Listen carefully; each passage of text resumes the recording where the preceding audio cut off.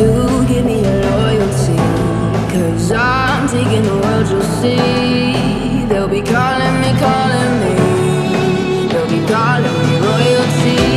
Best to give me your loyalty, 'cause I'm taking the world, you'll see. They'll be calling me, calling me. They'll be calling me royalty.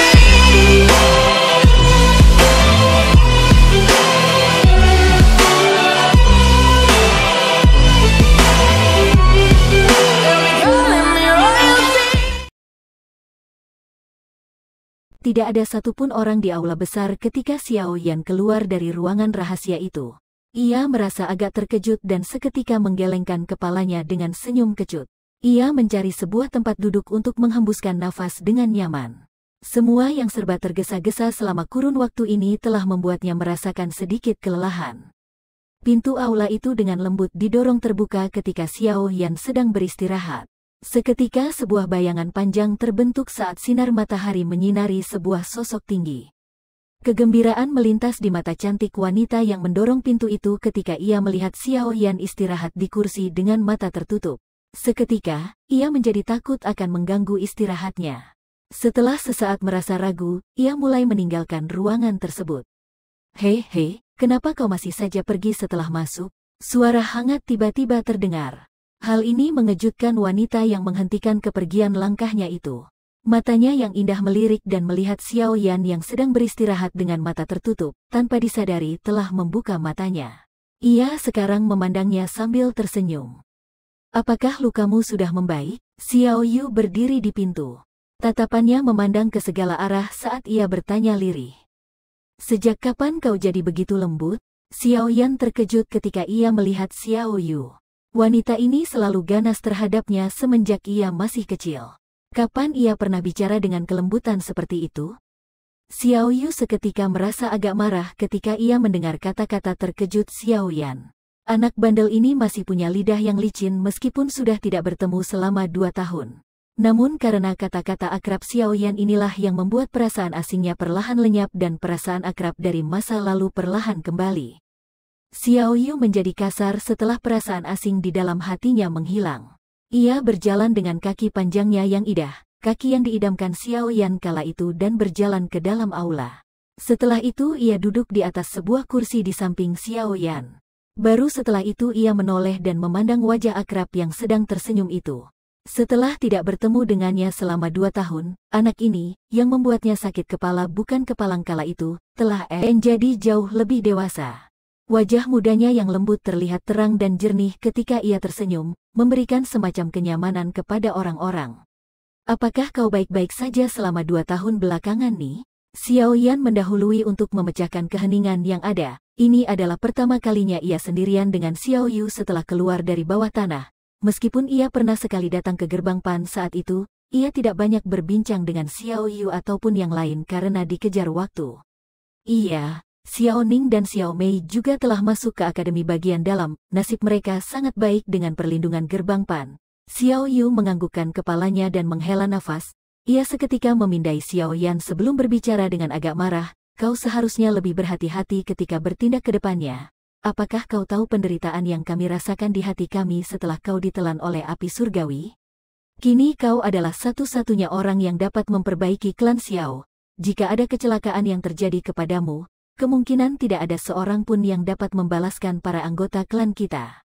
Xiao Yan tertawa kecut ketika ia memandang Xiao Yu yang alis matanya menjadi tegak lurus. Baru setelah kata-kata Xiao Yu berbunyi, Xiao Yan menghela nafas. Seseorang harus punya kekuatan jika ia ingin balas dendam. Bagaimana bisa tidak ada resiko dalam proses mendapatkan kekuatan?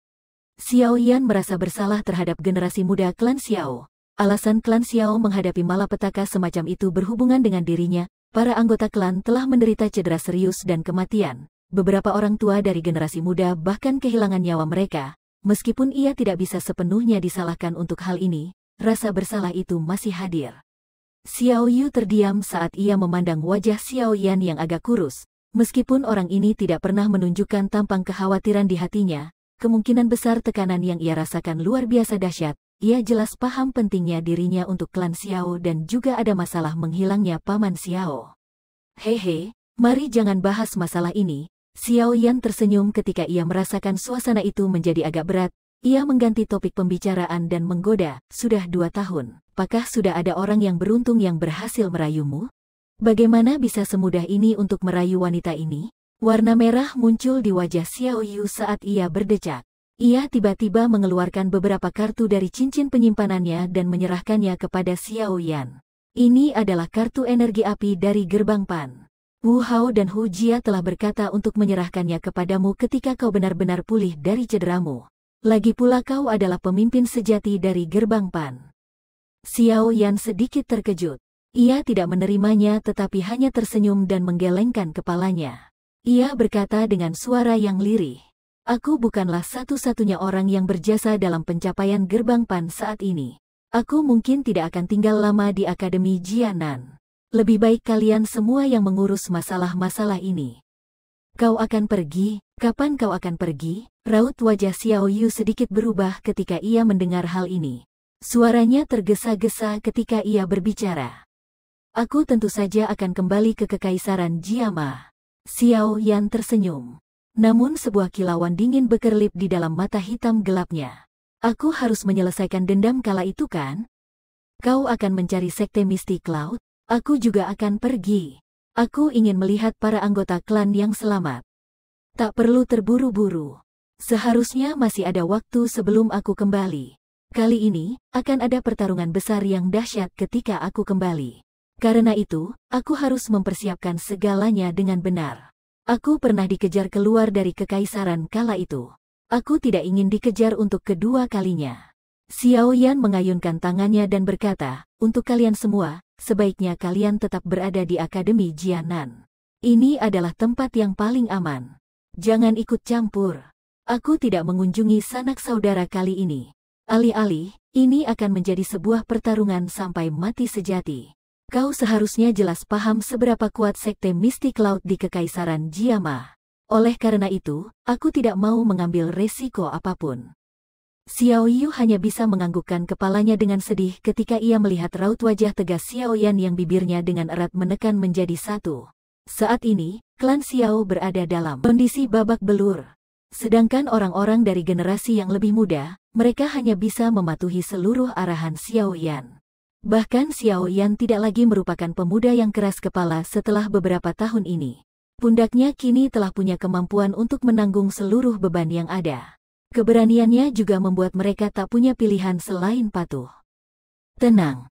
Kalian semua bisa kembali ke Kekaisaran Jiama setelah aku membereskan semuanya." Xiao Yan menepuk pundak Xiao Yu dan tertawa. Xiao Yu mengangguk tak berdaya. Ia seketika tampak telah mengingat sesuatu saat ia berkata, "Oh ya, saudara sepupu Xiao Li sepertinya mencarimu. Sebaiknya kau menemuinya." "Oh." Xiao Yan mengangkat alisnya sebelum sedikit mengangguk. Ia berbincang dan tersenyum dengan Xiao Yu sedikit lebih lama lagi. Setelah itu ia mendahului berdiri dan mencari Xiao Li. "Saudara kedua, apakah kau mencariku untuk sesuatu?" Xiao Yan secara kebetulan melihat Xiao Li di dalam kamarnya dan seketika bertanya seraya tersenyum. "Apakah cederamu baik-baik saja?" Xiao Li pun bergembira ketika ia melihat Xiao Yan. Xiao Li menariknya ke dalam ruangan dan bertanya dengan sikap yang khawatir. Xiao Yan tersenyum dan mengangguk. Tatapan matanya terhenti pada tubuh Xiao Li saat ia menunggunya berbicara. Xiao Li merenung sesaat sembari Xiao Yan memandangnya. Setelah itu ia berkata perlahan, "Saat ini daerah pelosok hitam mungkin semrawut karena pembubaran aliansi hitam. Ini bukanlah sebuah kesempatan yang buruk. Daerah pelosok hitam mungkin semrawut, tetapi ada cukup banyak orang kuat.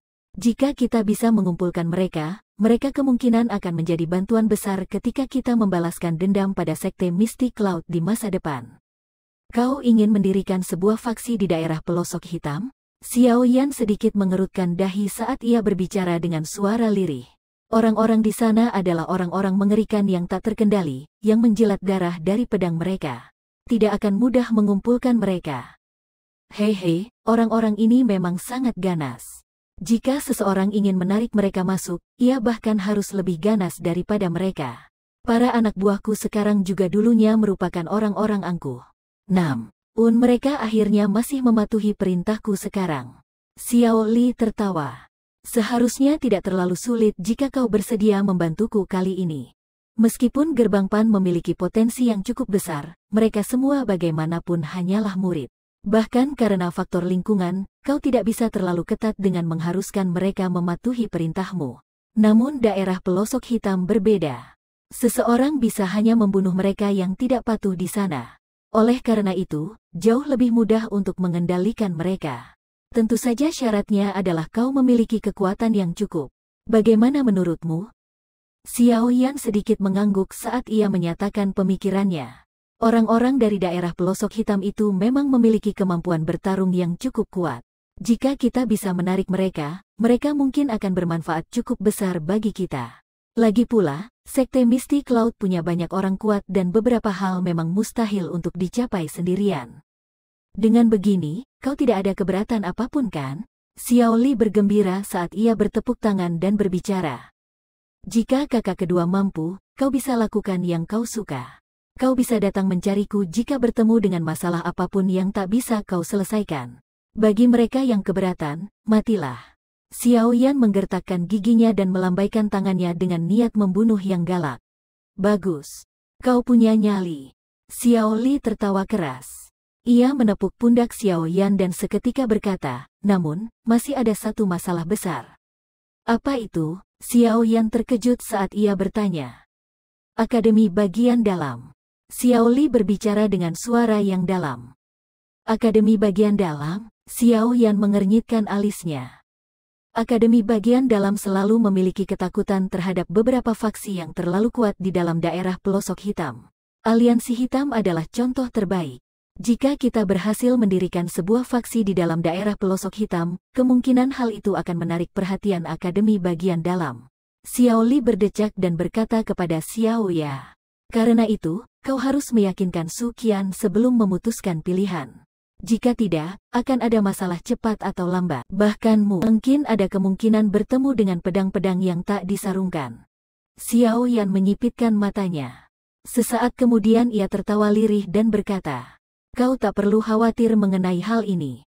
Akademi bagian dalam selalu memperhatikan faksi-faksi yang terlalu kuat di dalam daerah pelosok hitam karena mereka khawatir mereka akan bertindak melawan akademi.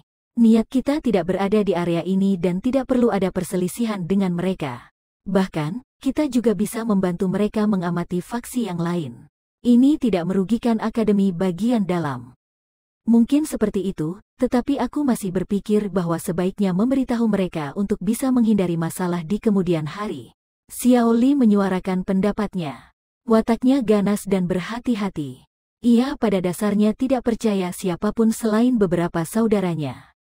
Xiao Yan tersenyum dan mengangguk sebelum ia berdiri dan berkata, baiklah, aku akan menemui tetua kepala untuk membahasnya. Jika ia setuju, kau bisa pergi menuju daerah pelosok hitam. Jika hal ini bisa berhasil, kita tidak lagi perlu sedikit pun takut bahkan jika Sekte Misty Cloud mengerahkan seluruh kekuatan sektenya.